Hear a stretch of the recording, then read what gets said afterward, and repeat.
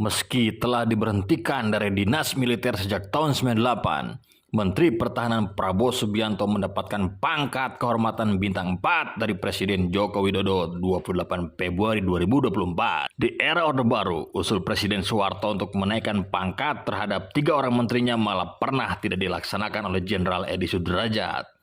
Berikut kisahnya seperti diungkap TB Silalahi dalam buku TB Silalahi bercerita tentang pengalamannya yang ditulis Atmaji Sumarkijo.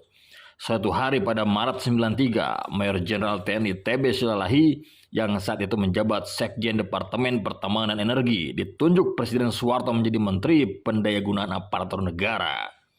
Presiden lalu meminta TB menghadap Kasad atau Panglima ABRI Jenderal TNI Edi Sudrajat untuk mengajukan pensiun dini sekaligus dinaikkan pangkatnya menjadi Letnan Jenderal. Soal pensiun dini, Edi langsung menyetujui. Hanya soal kenaikan pangkat 1 tingkat, dia tak bisa langsung memutuskan.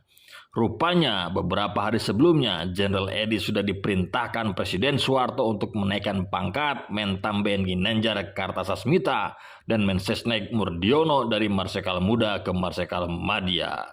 Jenderal Edi menolak perintah Soeharto karena menilai kedua menteri itu sejak berpangkat Letnan 1 hingga Jenderal Bintang 2 tidak pernah bertugas aktif di militer. Beda dengan TB Silalahi yang sebelum menjadi Sekjen, jabatan terakhirnya di militer adalah Asisten Perencanaan dan Anggaran Kepala Staf Angkatan Darat. Itulah sikap kaku dan kerasa Jenderal Edi walaupun menyangkut anak buah yang setia sekaligus sahabatnya, kata TB Silalahi. Sekitar 2 tahun kemudian ketika Panglima TNI beralih ke Faisal Tanjung, pangkat Ginanjar dan Murdiono pun naik menjadi bintang 3. Anehnya, pangkat TB yang militer murni justru tidak ikut serta dinaikkan, padahal Faisal adalah teman seangkatan di AMN tahun 61.